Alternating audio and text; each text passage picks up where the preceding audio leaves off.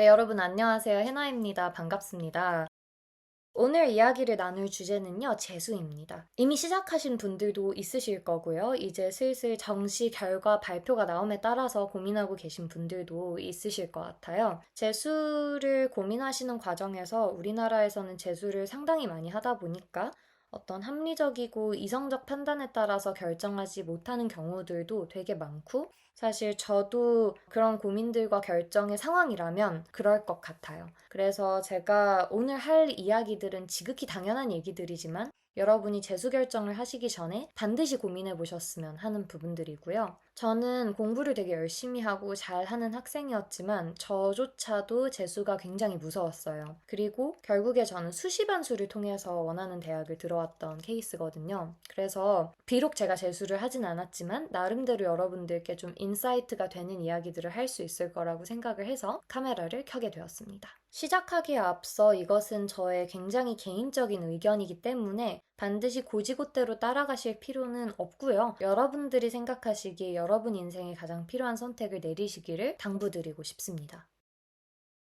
첫 번째로 생각할 것은 재수를 한 후의 합격 가능성이에요. 재수를 하는 이유는 내가 어떤 원하는 학교나 목표치가 있기 때문에 하는 건데 그 목표치에 내가 과연 도달할 수 있는가에 대한 굉장히 냉철한 결정을 생각을 하셔야 해요. 예를 들면 내가 수능날 9월 모의고사까지는 1, 2등급을 따다가 수능날 갑자기 몸 상태가 안 좋아서 아깝게 실수를 했어. 이런 거는 재수를 할 사유가 되겠죠. 근데 내가 원래도 점수가 별로 좋지 않아. 근데 이 상태에서 나름대로 괜찮은 대학을 갔어. 근데 내가 아니야 난 사실 더 잘할 수 있어 라고 하면서 그냥 무작정 재수를 한다면 저는 그것은 되게 힘든 결정이 될 수 있을 거라고 생각을 해요. 그래서 여러분들께 말씀드리고 싶은 거는 내가 지금 수능을 봤을 때 이 수능 성적이 그리고 내가 지금 붙은 대학이 정말로 아쉬운 대학인가에 대한 객관적인 판단을 하셨으면 좋겠고, 그리고 내가 정말 아깝게 수능을 잘 못 본 상태인가, 그래서 재수를 할 만한 충분한 이유가 있는가에 대한 생각을 하셨으면 좋겠습니다.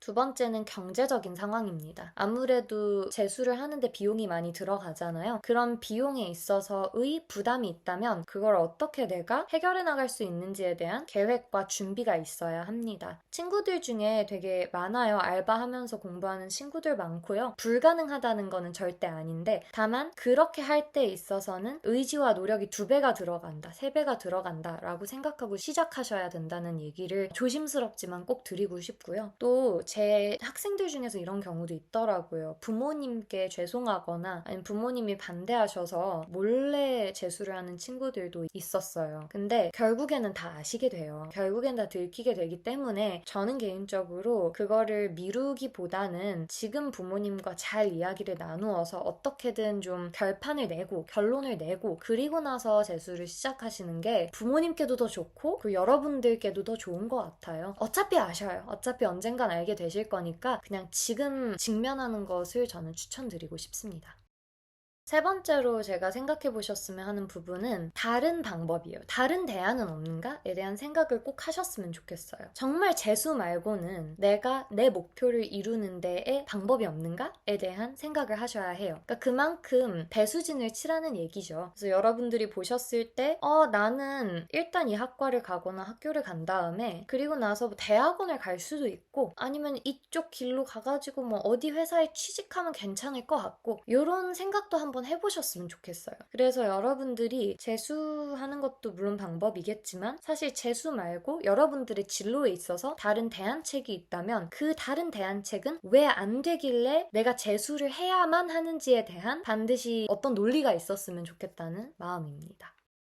네 번째는 좀 비슷한 얘기인데요, 세 번째랑. 내가 속한 분야 또는 내가 가고자 하는 진로에서 정말 좋은 학교를 가야 하는 것이 나한테 중요한가에 대한 생각을 해보셨으면 좋겠어요. 모든 경우가 다 그렇진 않지만 예를 들면 컴퓨터공학과 같은 경우에는 어느 학교를 나왔냐 보다는 정말 내 실력 그리고 나의 능력이 훨씬 더 중요한 경우들도 많더라고요. 이런 식으로 학과별로 그리고 진로 분야별로 학벌이 중요한 곳도 있지만 생각보다 학벌이 그닥 중요하지 중요하지 않은 곳들도 있어요. 그럼 이런 경우라면 사실 굳이 1년을 지연시켜서 학교를 가려고 하기보다는 그 시간에 그냥 나의 기능적인 능력치를 더 쌓아 올리는 것이 더 좋을 수도 있다는 말씀을 드리고 싶습니다. 결국에는 이 얘기는 뭐냐면 내가 왜 재수를 해서 더 좋은 대학교를 가고 싶은가에 대한 확실한 이유가 있어야 된다고 생각해요. 그냥 단순히 내가 그냥 나 이것보다 잘할 것 같아 라는 막연한 생각으로는 재수라는 1년을 버티기 너무 힘듭니다. 그래서 이러한 구체적인 생각을 가지고서 재수에 임하시기를 바라는 마음에 이렇게 조언을 드리고자 해요.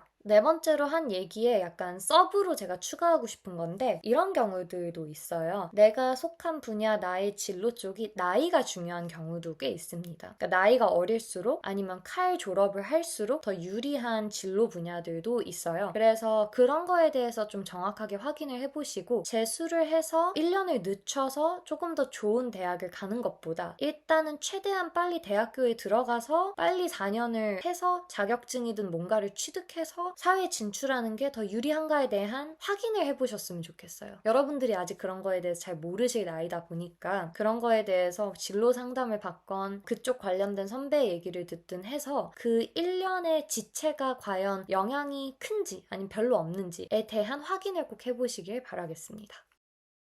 자, 마지막 5번째로는요. 내가 재수에 얼만큼 인풋을 이번 연도에 드릴 것이고 내가 만약 원하는 결과가 나오지 않았을 때 어떡할 것인가에 대한 얘기입니다. 인풋은 뭐 어려운 얘기가 아니죠. 내가 재수를 얼만큼의 정도의 경제적인 그리고 시간적인 노력을 들여서 할 것인가에 대한 얘기인 거고요. 그리고 결국 재수를 하더라도 원하는 결과가 나오지 않을 수 있어요. 근데 그랬을 때 그럼 나 어떡할 것인가? 예를 들면 지금 이미 붙은 학교가 있어. 그럼 거기에 일단 걸어두고 재수를 할 것인가? 내가 이 학교가 뭐 마음에 안 들어. 내가 이제 붙은 학교가 마음에 안 들었을 때 그러면 삼수를 할 것인가? 이런 거에 대한 생각들을 미리 하시고 그리고 나서 재수를 시작하시는 걸 저는 추천드리고 싶고요. 좀 다른 얘기긴 하지만 학교가 만약에 지금 붙으셨다면 그 학교를 거시는 거를 저는 200% 300% 추천해드리고 싶어요. 왜냐면 사람 일이 진짜 모르는 거고 장수생들을 봤을 때 정말 첫 현역 때 치렀던 그 학교 를 돌아가지 못하는 경우들도 안타깝지만 있거든요. 그래서 여러분들이 나는 배수진을 치겠어라고 하면서 지금 붙은 학교를 버리기보다는 그래도 학교는 걸어두고 마음가짐만 배수진을 치시는 걸로 저는 추천을 드리고 싶습니다.